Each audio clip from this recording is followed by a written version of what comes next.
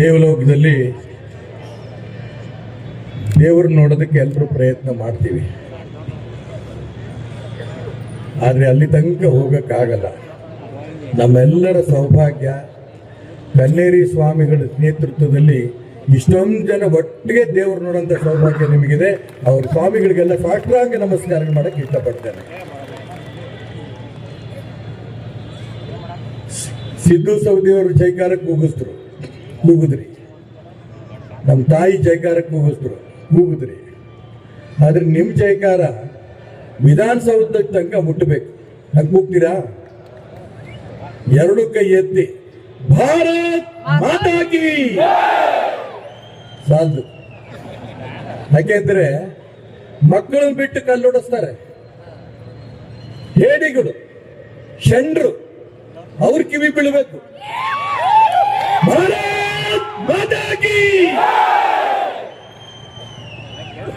ಟಿವಿನವ್ರಿಗೆ ನಾನು ಪ್ರಾರ್ಥನೆ ಮಾಡ್ತೇನೆ. ನಾನು ಅನೇಕ ಸಾಧು ಸತ್ರ ಕಾರ್ಯಕ್ರಮಗಳು ಭಾಗವಹಿಸಿದ್ದೀನಿ, ರಾಜಕೀಯ ಪಕ್ಷದ ಕಾರ್ಯಕ್ರಮದಲ್ಲೂ ಭಾಗವಹಿಸಿದ್ದೀನಿ. ಆದ್ರೆ ಇಷ್ಟು ಕೇಸರಿ ಸಾಗರದ ರೂಪದಲ್ಲಿ ನಾನು ಯಾವುದು ನೋಡಿಲ್ಲ. ದಯವಿಟ್ಟು ನಿಮ್ ಟಿವಿನವರು ಒಮ್ಮೆ ಆ ಕಡೆ ತಿರುಗಿಸಿ ನೋಡಿ. ತುದಿ ಕಾಣೋದಿಲ್ಲ.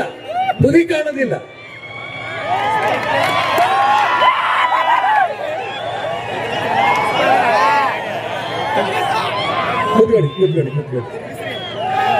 ನಮ್ಮ ದೇಶದಲ್ಲಿ ಕನ್ನೇರಿ ಸ್ವಾಮಿಗಳಿಗೆ ಅಪಮಾನ ಮಾಡಿದಂತ ಸಂದರ್ಭದಲ್ಲಿ ಒಬ್ಬ ಮಂತ್ರಿ ಹೇಳಿದ್ರು,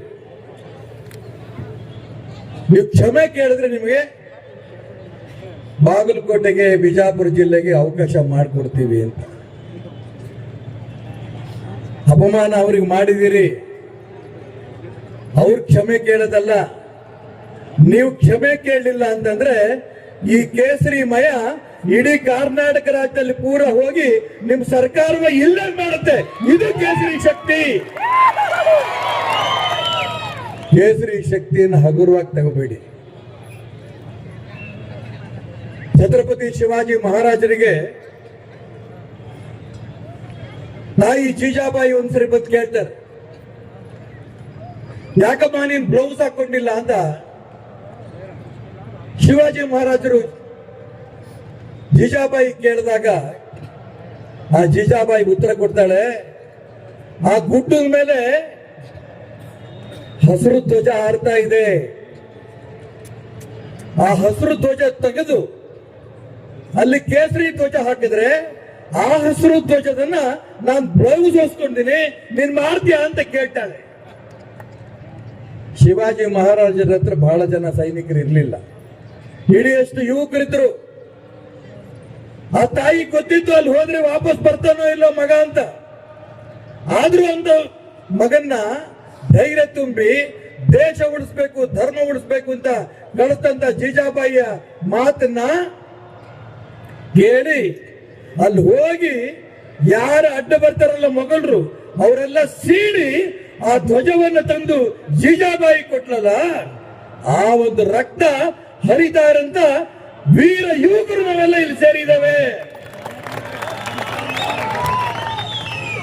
ನಮ್ಗೆಲ್ರಿಗೂ ಕೂಡ ಇವತ್ತು ಇಡೀ ಕರ್ನಾಟಕ ರಾಜ್ಯದಲ್ಲಿ ನೋವಾಗಿದೆ.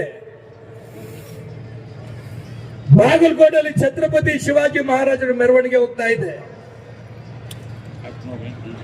ಸಂತೋಷದಿಂದ ಭಾರತ್ ಮಾತಾ ಕಿ ಜೈ, ಹಿಂದೂ ಧರ್ಮಕ್ಕೆ ಜೈ, ಶಿವಾಜಿ ಮಹಾರಾಜಕ್ಕೆ ಜೈ ಅಂತ ರಾಷ್ಟ್ರ ಭಕ್ತರು ಕೂಕೊಂಡು ಹೋಗ್ತಾ ಇದ್ರೆ ಮಸೀದಿಯಿಂದ ಕಲ್ಲು ಬಿಸಾಕ್ತಾರೆ, ಚಪ್ಪಲಿ ಬಿಸಾಕ್ತಾರೆ.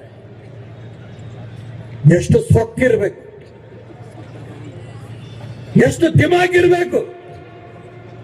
ಇಲ್ಲಿ ಅನ್ನ ತಿಂದು ಇಲ್ಲಿ ಗಾಳಿ ಕುಡಿದು ಭಾರತ್ ಮಾತಾ ಕಿ ಜೈ ಅಂತ ಕೂಗ್ತಾ ಇರಂತ ಯುವಕರ ಮೇಲೆ ಚಪ್ಪಲಿ ಬಿಸಾಕಿರಲ್ಲ ಅಂತ ನೀಚ ವ್ಯಕ್ತಿಗಳಿಗೆ, ಕರ್ನಾಟಕ ರಾಜ್ಯದಲ್ಲಿರುವಂತಹ ದೇಶದ್ರೋಹಿ ಮುಸಲ್ಮಾನರಿಗೆ ಈ ರಾಜ್ಯದಲ್ಲಿ ಅವಕಾಶ ಇಲ್ಲ.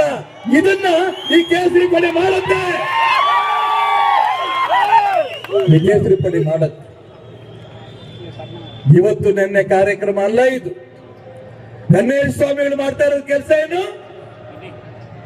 ಗೋವನ್ನು ಬೆಳೆಸ್ತಾ ಇದ್ದಾರೆ. ಗೋವನ್ನು ಒಂದು ಪ್ರಾಣಿ ಅನ್ಕೊಂಡಿಲ್ಲ, ಗೋವನ್ನ ನಮ್ಮ ತಾಯಿನಂತ ಭಾವನೆ ಇಟ್ಕೊಂಡು ಇಡೀ ಕರ್ನಾಟಕ ರಾಜ್ಯದಲ್ಲಿ ಯಾವುದೇ ಗೋಶಾಲೆ ಹತ್ರ ಹೋದ್ರೆ ಕನ್ನೇರಿ ಹೋಗಿ ನೋಡ್ಕೊಂಡ್ ಬನ್ನಿ. ಕನ್ನೇರಿ ಸ್ವಾಮಿಗಳು ಯಾವ ರೀತಿ ಗೋವುಗಳು ಬೆಳೆಸ್ತಾ ಇದಾರೆ ಅಂತ ತೋರಿಸ್ತಾ ಇದ್ದಾರೆ ಅಂತ ಮಹಾಸ್ವಾಮಿಗಳು. ಈಗ ತಿಂತಾರಂತ ಆಹಾರ ವಿಷ ಅಂತ ಗೊತ್ತಾಗ್ತಿದ್ದಂಗೆನೆ ಸಾವಯವ ಕೃಷಿ ಬೆಳೆಸಬೇಕು ಅನ್ನಂತ ಪ್ರಯತ್ನ ನಡೆಸ್ತಾರಂತ, ಸ್ಫೂರ್ತಿ ಕೊಡ್ತಾರಂತ, ರೈತರಿಗೆ ಅವಕಾಶ ಮಾಡಿಕೊಡ್ತಾರಂತ ಸ್ವಾಮಿ ಕನ್ನೇರಿ ಸ್ವಾಮಿ. ಇಂಥ ಸ್ವಾಮಿಗಳಿಗೆ ನೀವು ಬ್ಯಾನ್ ಮಾಡ್ತೀರಾ? ನಾನು ತುಂಬಾ ಸ್ಪಷ್ಟವಾಗಿ ನೇರವಾಗಿ ಹೇಳ್ತೇನೆ, 28ನೇ ಇಸಿ ತನಕ ಚುನಾವಣೆ ನಡೆಯುತ್ತೋ ಬಿಡುತ್ತೋ ಗೊತ್ತಿಲ್ಲ. ನೀವು ಮಾಡ್ತಾ ಇರ್ತ ದುಷ್ಟ ಶಕ್ತಿಗಳಿಗೆ ಅಷ್ಟರೊಳಗೇನೆ ಕರ್ನಾಟಕ ರಾಜ್ಯದಲ್ಲಿ ನಿಮ್ಮ ಪಾಪದ ಕೂಡ ತುಂಬತ್ತೆ. ಕೇಸರಿಮಯ ಕರ್ನಾಟಕ ರಾಜ್ಯದಲ್ಲಿ ಆಗತ್ತೆ, ಹಸಿರುಮಯ ರಾಜ್ಯದ ಹೋಗತ್ತೆ, ಅನುಮಾನ ಬೇಡ. ಚಿಕ್ಕ ಚಿಕ್ಕ ಮಕ್ಕಳನ್ನ ಬಿಟ್ಟು ಶಿವಮೊಗ್ಗದಲ್ಲಿ ಒಬ್ಬ 15 ವರ್ಷದ ಯುವಕನಿಗೆ ಹೊಡೆದು ಕೊಲೆ ಮಾಡ್ತಾರೆ. ಏನ್ ಮಾಡಿದೆ ಆ ಪಾಪ? ಮುಖ್ಯಮಂತ್ರಿಗಳು ಒಂದು ಹೇಳಿಕೆ ಕೊಡ್ತಾರೆ, ಅವ್ರ ಬಗ್ಗೆ ಕ್ರಮ ತಗೋತೀವಿ. ಏನ್ ಕ್ರಮ? ಜೀವ ಕೊಡ್ತೀರಾ? ಯಾವ ರೀತಿ ಕೊಲೆಗಳಿದ್ದಾರೋ ಆ ಮಕ್ಕಳಿಗೆ ಸ್ಫೂರ್ತಿ ಕೊಟ್ಟು ಹೊಡೆರಿ, ಕೊಲೆ ಮಾಡ್ರಿ ಅಂತ ಹೇಳಿ ಯಾರು ಅವ್ರನ್ನ ಕರ್ಕೊಂಡು ಫಾಸಿ ಹಾಕ್ಸ್ಬೇಕಲ್ವಾ? ನಾನು ಇವತ್ತೊಂದು ಪತ್ರಿಕೆ ಓದಿದೆ ಬಾಗಲಕೋಟೆನಲ್ಲಿ. ಒಬ್ಬ ರಾಷ್ಟ್ರೀಯ ಸ್ವಯಂ ಸೇವಕ ಸಂಘದ ಒಬ್ಬ ಸ್ವಯಂ ಸೇವಕ ಅವ್ರ ಮನೆಗೆ ಖಾಸಗಿ ಕಾರಲ್ಲಿ ಹೋಗ್ತಾರಂತೆ ಪೊಲೀಸ್ನು. ಆ ಯುವಕ ಊಟ ಮಾಡ್ತಿದ್ದ, ಹಾಗೆ ಕರ್ಕೊಂಬಂದ ಪೊಲೀಸ್. ಯಾಕೆ? ಏನ್ ತಪ್ಪು ಮಾಡಿದ್ದ ಅವನು? ಮಸೀದಿಯಿಂದ ಕಲ್ಲೊಡದ್ನ, ಚಪ್ಪಲಿ ಹಸ್ನ.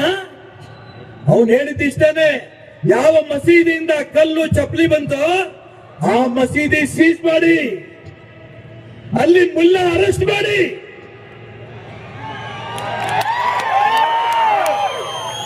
ಇದು ರಾಷ್ಟ್ರೀಯ ಸ್ವಯಂ ಸೇವಕ ಸಂಘದ ಒಬ್ಬ ಸ್ವಯಂ ಸೇವಕನ ಕೂಗಲ್ಲ, ಇಡೀ ಕರ್ನಾಟಕ ರಾಜ್ಯದ ಪ್ರತಿಯೊಬ್ಬ ಹಿಂದೂ ಕೂಗು.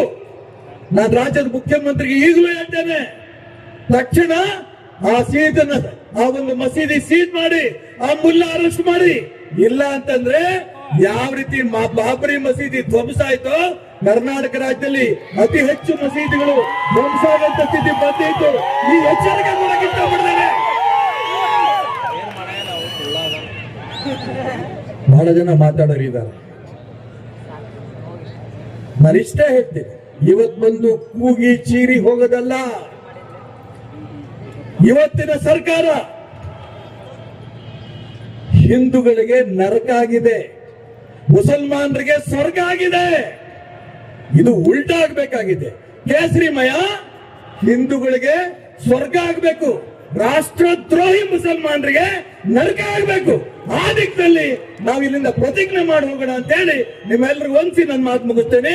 ಭಾರತ್ ಮಾತಾ ಕೀ, ಹಿಂದೂ ಧರ್ಮಕ್ಕೆ, ಕಾಡಸಿದ್ದೇಶ್ವರ ಸ್ವಾಮಿಗಳಿಗೆ ಭಾರತ್ ಮಾತಾ ಕೀ.